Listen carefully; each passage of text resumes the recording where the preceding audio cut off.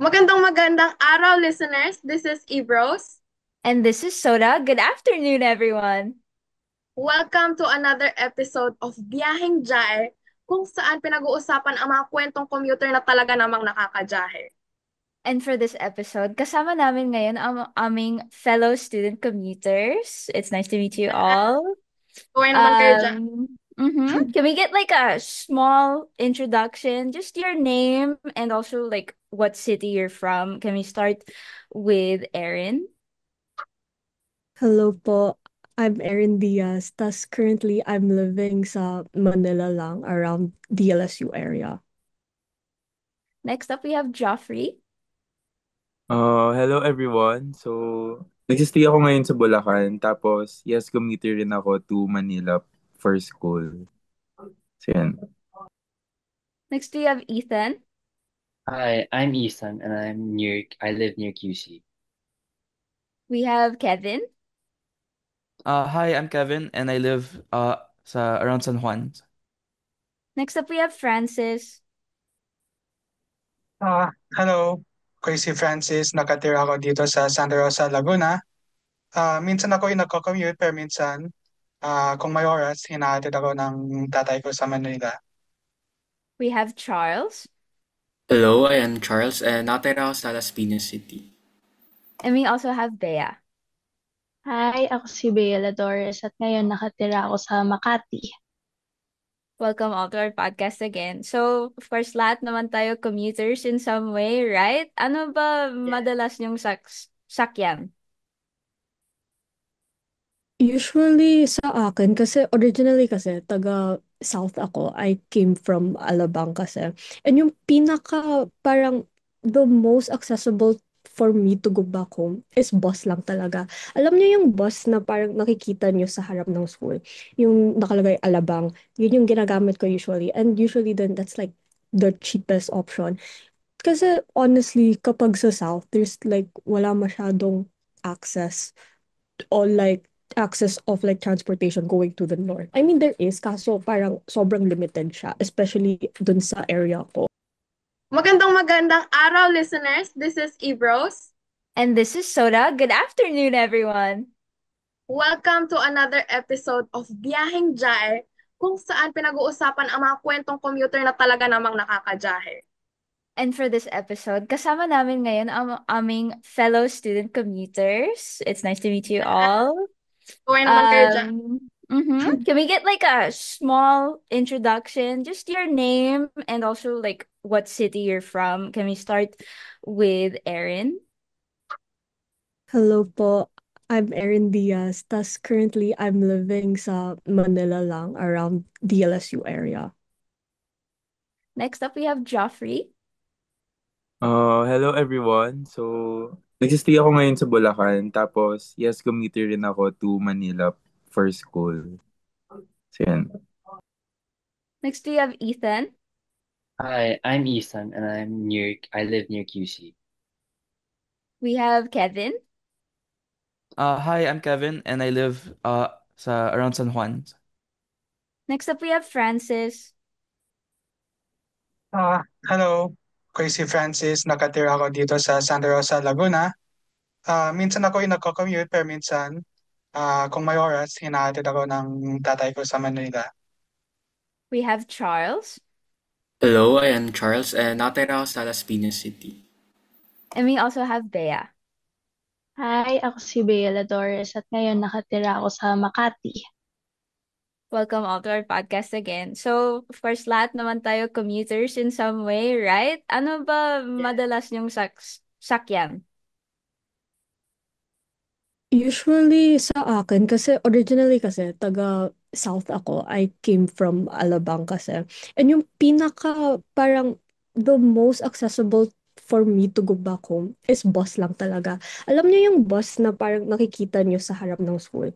Yung nakalagay Alabang.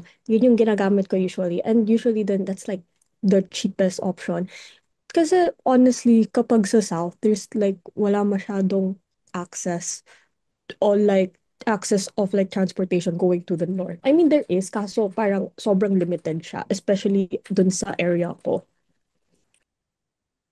For me naman, so si Erin sa South siya, ako naman sa North kasi sa taga Bulacan ako. So yung parang ano ko, routine ko pag uuwi and babalik ng TAF is magta-tricycle ako papunta sa bus terminal. Tapos sasakay ako ng bus to Monumento. So tapos pag nandun ako sa Monumento, sasakay ako sa LRT Monumento Station to Vito Cruz LRT station. So, bale, parang apat pala yun. Tatlo yung sinasakyan ko para lang makapunta sa school. Ayun. And sa How si about Erin's South siya, ako rin, Saudi ako.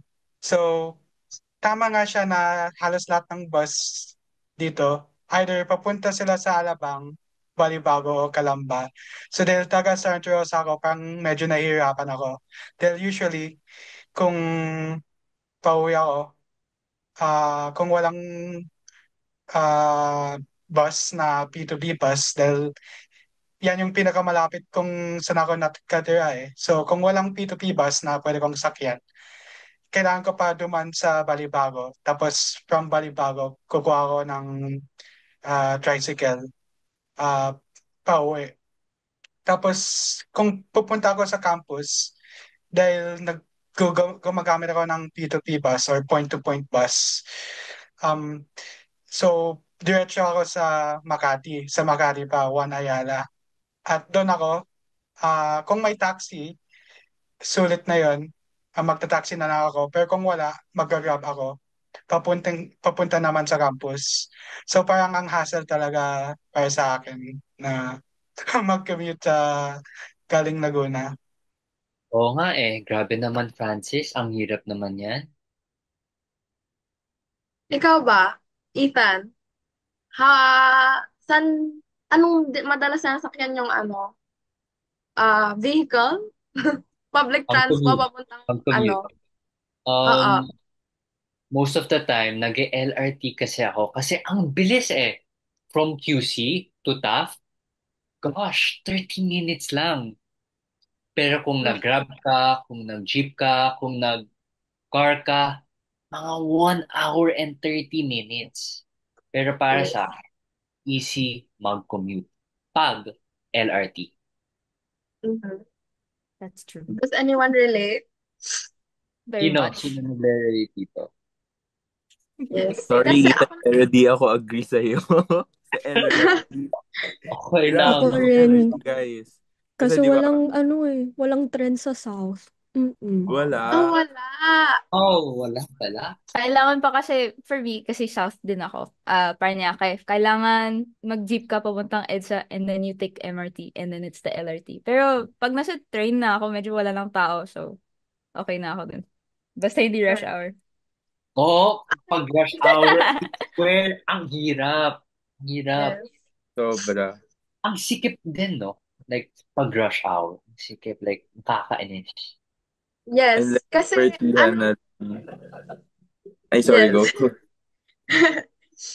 Kasi ako, I'm from Antipolo naman. So, ang madalas ko din talagang sakyan. Actually, yung sinasakyan ko talaga is LRT, LRT 2, Yeah. then lipat ng LRT 1. So, from Antipolo, I'm like 2 hours away from school. And, ayun, um, yun nga, I'd say na may, there's some truth naman na LRT pinakamadali or at least pinakamabilis sakyan kumpara sa ibang public transport nga. Mm. How about the others? Ano pang madalas yung sakyan to school? For me, medyo lucky naman po ako kasi may kotse. So Hmm. most of the time either magpapatid ganyan or whatever. And aside from that, sometimes mag-grab, sometimes mag-bus. Pero Mhm. medyo lucky naman ako na may kotse. But still, kalaban dito din traffic no? Mm. Kapag sariling sasakyan. Ah, Yeah. especially sa EDSA. Mhm.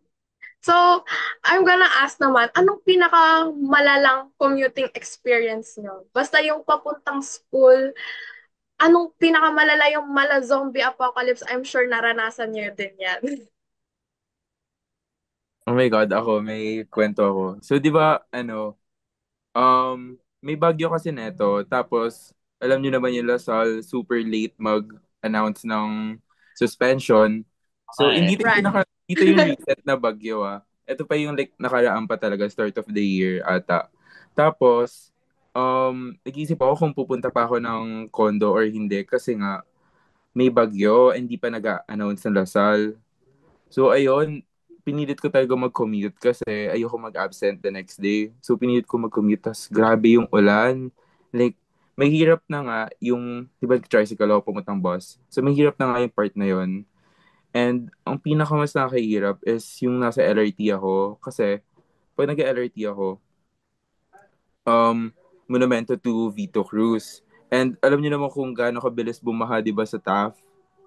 So like, bumabagyo na, di ba? Like, ang lakas ng ulan. Tapos pagbaba ako sa Vito Cruz Station, grabe yung baha. Grabe, like parang ako, tumatalon-talon na lang ako sa mga bato para, para hindi Ba't ako nilangoy mabasa. mo na, Mi? Oo, parang gano'n na. Parang nag-hop-hop ako doon hanggang makapunta ng condo. Tapos may ulan pa, tapos ang daming tao. So, grabe, grabe yung stressful. Mhm. Actually, Ako my first, similar story. Ay, ikaw na pala. go ahead. Go ahead, okay. Actually, may similar story din ako. Parang nag-commute kasi ako in the middle of the bagyo. Kaso last year pa to, it was the bagyo around, like around this time din kasi. During that time kasi, patapos na yung senior high school natin. And the thing is, yung MacBook ko kasi nasira. And then, yung parang I wanted to cope na kaya ko pa tong ayusin. So we had to go to Gilmore. So from Vito Cruz to Gilmore. So ano pa yun, we went down from Recto and then as in, yung bagyo kasi noon time na yun, it wasn't raining, it was like the mahangin type. So nasa station ka, diba? Sobrang mahangin. And then I'm like, sobrang skinny kasi ako. So, napapadala talaga ako ng hangin. Sobrang nahirapan talaga ako nung time na yun. Pero, luckily, hindi naman sobrang baha nung time na yun around Gilmore Station. Pero, once we were actually like going back na kasi to Vito Cruz, di na namin kaya mag-tren. So, we were forced to take a Grab. Kasi as in, dun sa area namin, sobrang baha talaga. As in, yung type of baha that it's like above my, ano na, it's above my waist na. And for context, I'm around like 5 feet. So, it's like sobrang hirap talaga nung time na yun. Ayan. Okay. So, isang medyo malala akong naranasan dahil may intersection doon sa ano, papunta ako papunta akong Taft, kalimutan ko na yung kung saan kami dumaan dahil nag-grab driver lang ako. Tapos may intersection. Medyo mabagal lang, umaga naman. Pero, di ko lang kung bakit or pero siguro yung motorsiklo, ah I think they're impatient pero binangga nila yung kotse sa harap namin. Dahil mabagal naman, wala, hindi hindi malala yung aksidente, wala naman masyadong nasaktan. Pero, ayan, naranasan ko yung mabangga, yung may mabangga. Grabe talaga. Tapos, Right. Yun din yung hirap ah, eh, no? mm, tapos Yun din lumabas yung yung hirap driver kapag ng may kotse. accident. Mhm. Oh, yung road rage, no? Ang Yes. galit-galit ng mga mamang noon. Tapos mas lalo pang nagta-traffic, ano. Mm, Super hassle lang siya for everyone. Ako naman yung personal experience ko. Actually, I'm sure alam din to ni Sir. Kapag nagtitake siya ng attendance, palagi akong late. Kasi, yun nga, I underestimate the transportation system of the Philippines. Yung, I overestimate yung efficiency pala, I meant. Yung, transportation system. Ako naman, yung pinaka-luck ko lang when it comes to commuting is yung train station is malapit lang sa amin. So, literal, lalakarin ko lang. It's a 5-minute walk from my house. And then, ayun, sasakay na ako ng train station. Ang hirap lang dito is kapag walang tren, kapag sira, and hindi naman nila yun ina-announce in advance. So, mapipilitan kang mag-bus, mag-jeep, kung ano-anong sasakyan mo, makarating ka lang sa school. Pero by the time na nakarating ka na sa school, wala na. You're late na. So, yun pa yung masama kasi a lot of people, I'm sure you would all agree then na a lot of people rely on the LRT kasi as we've mentioned earlier, it's the fastest way to go to school compared to the other modes of transportation.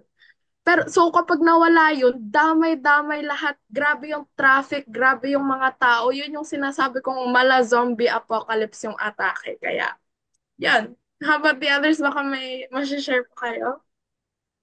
Ako actually, originally talaga kasi, ngayon sa Makati kami. Pero originally, nung first term ng school year, sa Binyan, Laguna ako nakatira. And balikan ako from Laguna to Manila. Pero ang ginagamit kong mode of transportation nun is yung campus shuttle na campus to campus. And siguro yung share ko na like malalang experience doon is nung first term kasi meron akong classes na 4 ang tapos or hanggang 5:45 which was yung co-op class ko. Eh, yung shuttle namin kasi noon, wala nang, yung earliest nila na 5 o'clock is 5:10. Eh, since 5:45, ang susunod ko ng schedule noon would be 6:15 p.m. na shuttle. Eh, nagkataon na umuulan rin nung time na yon. So, habang sa shuttle kami, pagdating namin dun sa Skyway, Friday pa nun, sobrang traffic. Maulan na to, sobrang traffic pa. Usually, ang biyahe, umaabot lang kami ng 1 hour, less than an hour. Ang nangyari nung time na yon, umabot kami ng 2 hours bago ako makauwi. Kaya, pero nung ngayon, lumipat na kami sa Makati. Ngayon, ang commute ko, nagbabas ako, tapos nag-LRT. Less than 30 minutes na lang. Pero syempre, andun pa rin yung hirap pag bumabagyo na mahaba yung pila sa mga station. Tapos, baha pa, lalo na sa area namin dito sa Makati. Medyo bahain sa daanan ng mga bus. Kaya, ayun. Yung sa experience ko naman, medyo same kami kay Eve. Kasi same lang rin yung route namin ni Erin na paalabang yung bus. Kasi sa Las Piñas ako. Then, it was a random Tuesday kasi noon and bago pa yung LRT. I think na-extend siya sa PITX station nung start ng 2025 ata. Then parang may quiz rin kasi kami nun sa business math.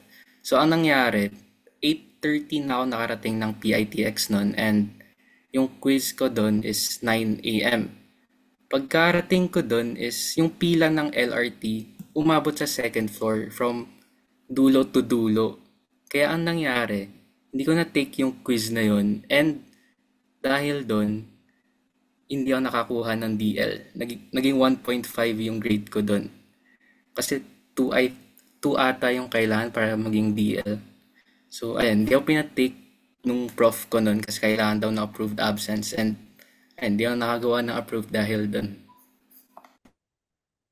Oh my God, yan na nga Grabe yung sana. sinasabi natin. Grabe. Yun na nga, na Kawawa ka naman. Nadamay kaya pa nga yung grabe akal. yun. Dang. Ako yung paglalaban ko yung kay Sir. Like, Sir, please. Pag-quiz Oo. ako. Wala na, try ko na Yung din yun ganun. eh. Hindi naman talaga sila Eh, nakikinig hindi. sometimes. Anyway, I think that those are your stories. And Hmm. ay, sa Baguio, super nakakatakot. Alam ko na din yun. Yes. Kahit most times, hindi ako nagko-commute, nagda-drive ako. Pero like, kahit nagda-drive ako, kung malala yung ulan, hindi ko na yun kaya. Takot ako sa ulan underneath the skyway. Oh my God, it's terrifying. But anyway, pag-usapan naman natin ngayon yung mga policies na nasa liksik natin. Simulan natin sa pagsasagawa ng women-only coaches sa LRT or MRT. And for our audience, quick summary lang on this policy. Where in 2002, the implementation of the women-only coaches in the LRT has served as a way to protect women from sexual harassment, which often happens during rush hour or when the trains are crowded. So, anong thoughts niyo dito? Ayun. Kasi, ayun nga, as a commuter who's always in Taft pero lives in Antipolo and as a girl, it's much scarier, especially, although I think commuting at night is scary for everyone. I just feel like, you know, we've we've had lahat tayo, I feel like had tayong women, we've had personal experiences of, things like that nga when outside. And kapag gabi, the latest I've commuted was, umalis ako ng 8 or 9 p.m. But I got home 12 na. And during those times, yun pa yung wala kong load. So, parang, and yun yung first time na umuwi ako kasi syempre, the trains close at 9:30. So, hindi na ako makapag-train. Yun nga yung safest way home din kung totoosin. Pero, di ko alam kung paano pa uwi na hindi train yung sasakyan ko. So, yun. You, kasi, di ba when commuting, marami kang makahalubilo at makasabay ng mga tao na you really don't know kung, di mo hawak isip nila eh. So, baka maya-maya, andun palagi yung thought na maya-maya baka gripuhan ka na lang pala dyan sa isang tabi. And, um, especially, in relation din dun sa, kunyari in countries like Japan, where they super, like, advanced ng transportation system nila, lalo na yung trains. Pero yung problem naman, efficient nga, pero yung women naman nadadali ng kung sino-sino nang chancing. So yeah, eto, I always, as much as possible, I use the women-only coaches nga in pero hindi talaga maiwasan. Minsan, maybe kasi hindi nila nare-read yung sign, may nakakasabay na lalaki. Although, honestly, when they go in naman, hindi ko naman iniisip na, may masama silang gawin. Pero, we can never be sure kasi. Yeah. Although, I feel like it feels safer, lalo na kapag siksikan kasi. I feel safer personally when inside the women-owned coaches. How about you guys? Same thoughts din ako kasi hindi naman kasi ako everyday na nagte-train. Nagte-train lang ako kapag, malayo yung pinupuntahan ko tas, mahal yung fees kapag angkas. Sabihin natin, papunta akong QC na, QC in general, na galing Vito Cruz, edi yun agad, 300 agad na, angkas, diba? I'm not doing that. So, usually yung ginagawa ko, dun sa women's area lang talaga ako kasi, honestly, uh, the way I look din kasi, I take that into account kasi mukha akong bata. As in, I look like a kid. So, it's so easy to take advantage of me. And parang maliit din ako na tao. I super skinny. It's like, parang breeding grounds yun ng parang, ang dali akong, kuha, ganun, all of that. Pero honestly, whenever I'm in the women's area, I feel to some extent safer. Pero not exactly like full 100% because honestly, I feel like at some point, they're gonna get something from me because I feel like I always look very clueless. Kahit hindi naman yun yung parang, I'm not trying to like make myself look like that. Kaso yun yung parang how like parang, basta that's just how I look as a person talaga. Pero to some extent, yeah, I do always try as much as possible to stay in the women's section because I feel much, much safer. Yes. How about kayong guys naman, maybe we can gauge your thoughts naman about this policy. Maybe one of you guys. Yeah, Oh, especially if for some reason you find it offensive in a way. Oo. Yes. for me naman, I'm very thankful na may ganun ng system and actually we're lucky na na medyo progressive na rin yung nangyayari sa LRT system, sa mga train and public transpo. And sana mas ma-keep up pa to and hindi pa to yung last na ganap na mangyari. And actually, napapansin ko rin every time nag-LRT ako, pag may mga like, may mga gustong sumingit doon sa sa all women's section, ganon. May mga guys rin na gusto sumingit doon kasi minsan mas maraming spaces rin doon eh. And Yeah. na-appreciate ko rin yung mga guards, sinisita talaga nila. Like sabi, like, di ba kasi may mga guards lagi sa dulo? And like, nandun sila sa parang ladders. Sinisita talaga nila. So, yun. Na-appreciate ko talaga na strict sila sa ganun. Yeah. So since we only have a few minutes left on Zoom, we'll continue this in another one. Okay. So, kumbaga, see you in the next episode segment. Okay.